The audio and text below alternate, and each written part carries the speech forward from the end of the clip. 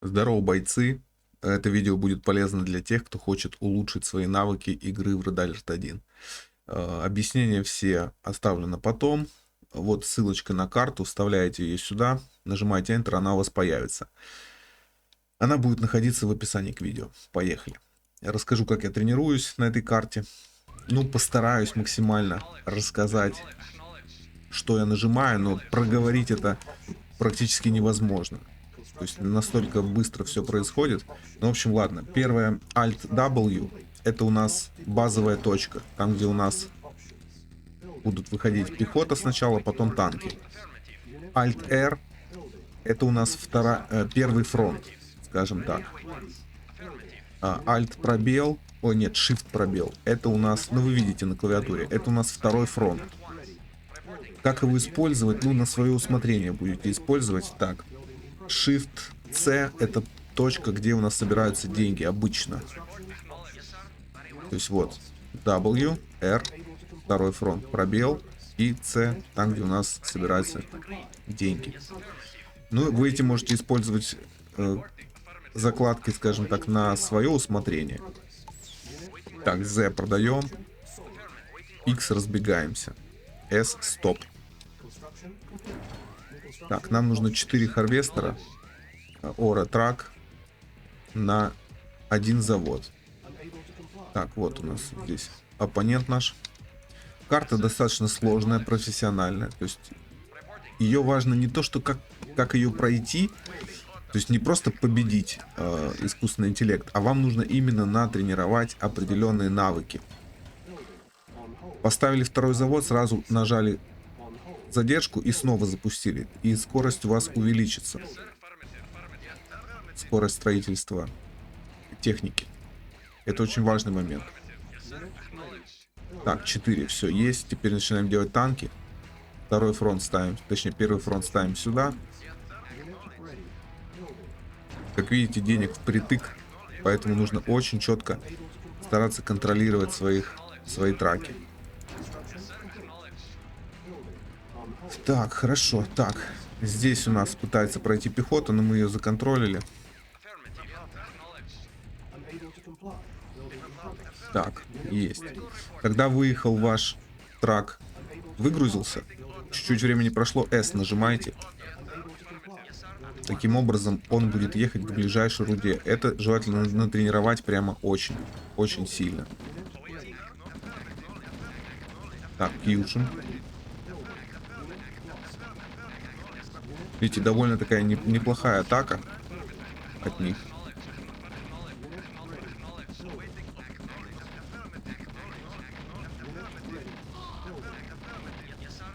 Так, все есть. Я специально не убираю пехоту сверху, чтобы именно вручную собирать свои танки, потому что обычно в бою вам приходится вручную выбирать их. Когда мы проходим разные челленджи, то мы через кнопочку E забираем свои танки. Но в реальном бою я понял, что, короче, это гораздо проще работает. Точнее, гораздо лучше. Так, тут у нас пытается проехать вражеская МСВишка, но мы там уже законтролили. Юшин стараемся выводить, скажем так, одновременно. То есть тренировка заключается в том, чтобы, во-первых, нажимать S, и, во-вторых, вот танковать и строиться одновременно. Построилось у вас что-нибудь? Раз сюда. То есть именно этот момент должны тренировать вы на этой карте. Ну, в смысле должны. Вы можете на этой карте это тренировать. Так, пятая МСВишка, наверное, даже уже была лишняя. Здесь мы освобождаем себе позицию для МСВишки. Она сюда, наверное, еще не влезет.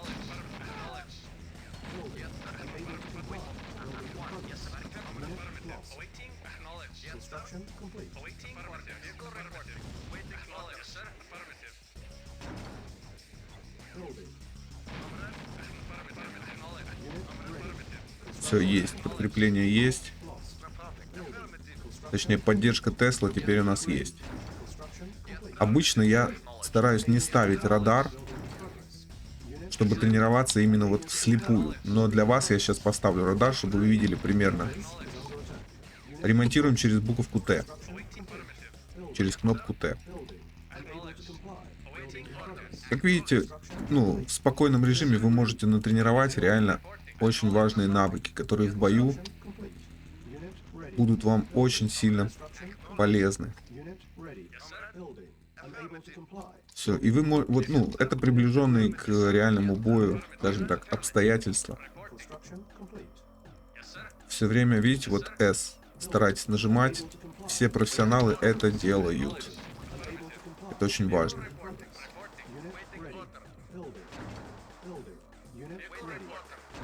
Все, на максималках. 7 заводов, это у нас на максималках выходят танки.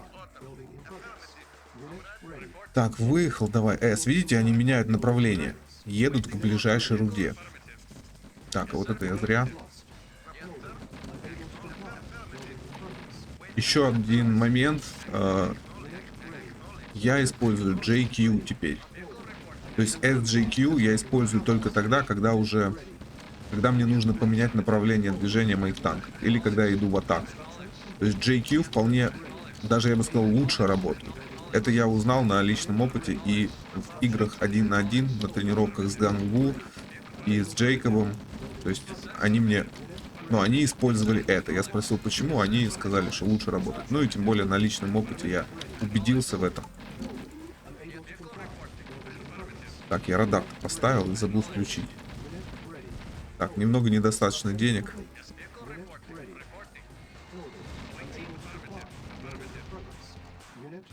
Как-то вот так вот вам нужно примерно пройти. Но именно фишка не в том, опять же, повторюсь, что пройти, а в том, как пройти. И вы можете даже не выиграть, да, там, а просто сидеть и тренировать эти навыки. И потом, когда у вас уже это отложится, скажем так, в голове эта информация на автомате, вы будете играть намного лучше. Ваш скилл вырастет просто кратно. Ну, единственное, что нужно настроить горящие клавиши, так как у меня. Про это есть отдельное видео. Все ссылочки я дам в описании. Или они будут вылазить в рекомендациях. То есть, ну, короче, вы увидите. Как видите, то есть тут позиция занята. То есть нашу базу никто не атакует. Можно, конечно, по-другому выиграть эту миссию. Но я рекомендую делать именно так, потому что это работает в реальных битвах на ликвиды. Я знаю, что вы любите ликвиды, на них играть очень комфортно, удобно, там 3 на 3, но это я имею в виду для тех, кто более новенький у нас. Ну, играть на ликвиде реально весело, интересно, то есть, ну, не напрягайтесь, так как если играть на P4, например, да, где достаточно высокий ритм, 2 на 2, и играют в основном профессионалы высокого уровня, уже прям вообще высокого, ну, обычно. А на ликвиде вы можете вот эту комбинацию делать и побеждать очень часто. Выбить вот комбинацию Тесла плюс танки на ликвиде очень сложно. Но можно, опять же. Мы это с вами неоднократно уже делали. Все, продвигаемся вперед. У нас все есть. Танки на максималках, деньги есть. Чувствуем себя замечательно. Не забывайте ремонтировать, потому что это должен быть ваш... Ну как, ремонтировать тоже не всегда надо. Но вот если вы владеете этим навыком, то вы уже в плюсе в огромном.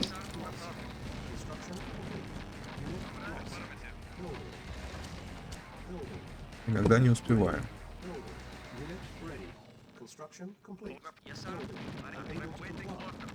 Вот, танки пробивают нам дорогу к их базе. То есть мы сейчас спокойненько их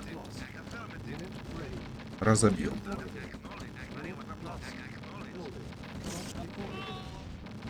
Так что пробуйте, с первой попытки у вас может не получиться, да что уж, у меня тоже не всегда с первой попытки. Иногда они меня, какую-то ошибку я сделаю, да, они меня возьмут и зарашат в начале. Ну, в начале как... Бывало разное, скажем так. То есть вы не расстраиваетесь, собираетесь, снова проходите. И пока... И вот несколько раз в день. Я, когда, кстати, у меня вот большие перерывы, если я не играю какое-то время, я захожу на эти карты, и очень быстро у меня получается вернуться в форму, скажем так.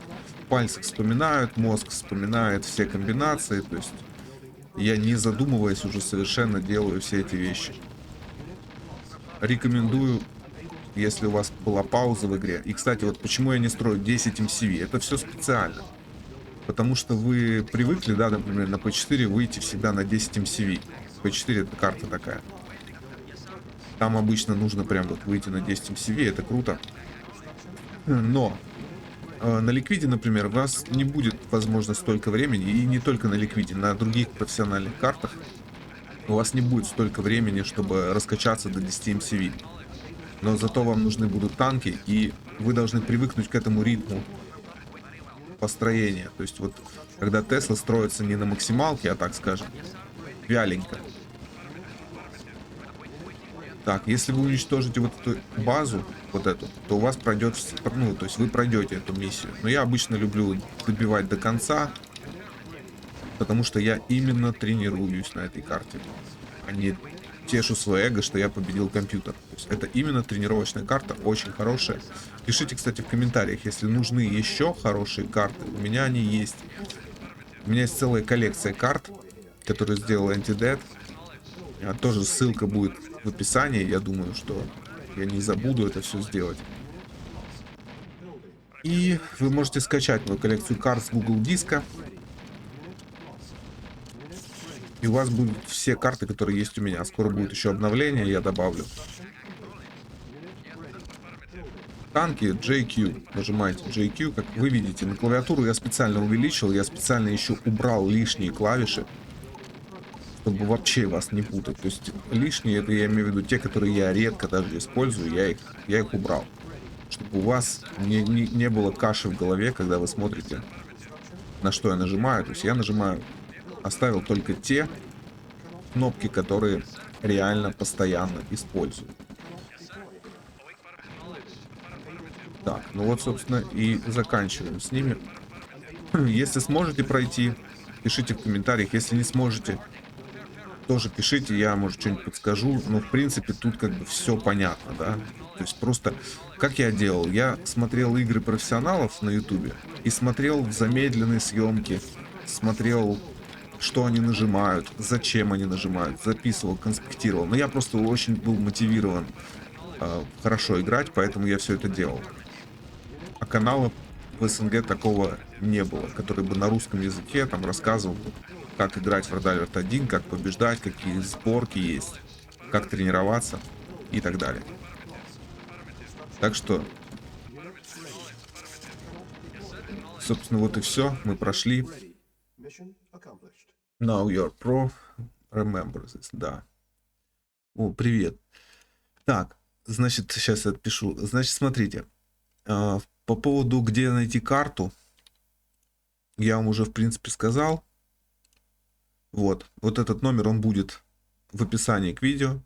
Вы вставляете его сюда, нажимаете Enter, у вас появляется эта карта. Если вы скачаете мою коллекцию карт, здесь будет, ну вот, очень много тренировочных карт. Вы сможете прям, ну, есть для тренировки пехоты, есть для тренировки Тесла, есть для тренировки танков, Кьюшинга. Ну, в общем, это отдельная тема. Посмотрите в том видео, скачайте себе. И если с какими-то картами у вас будут проблемы, то просто пишите мне, я сниму видео, как пройти ту или иную карту. Потому что я их сам все прошел, но еще не все снял. Так что если такой запрос есть, то, в принципе, обращайтесь, все сделаю. Все, до связи, ребята. Я хотел специально, чтобы видео не было слишком длинным. Тренируйтесь и давайте играть вместе, чтобы было, ну, чтобы мы играли на хорошем уровне. Это, в общем-то, моя задача, почему я делал канал на YouTube. Я хотел, чтобы Red Alert стал более популярным, и чтобы ребята, которые играют и разговаривают с нами на одном языке, чтобы они играли на высоком уровне, потому что иностранцы играют, очень много иностранцев играют очень хорошо на высоком уровне профессиональном. И я хотел бы, чтобы наши ребята тоже не отставали, а может быть даже и были сильнее. Так что давайте, ребят, тренируйтесь и до связи. Не забывайте поддержать комментарием и лайком, чтобы у меня было вдохновение продолжать. До связи, пацаны.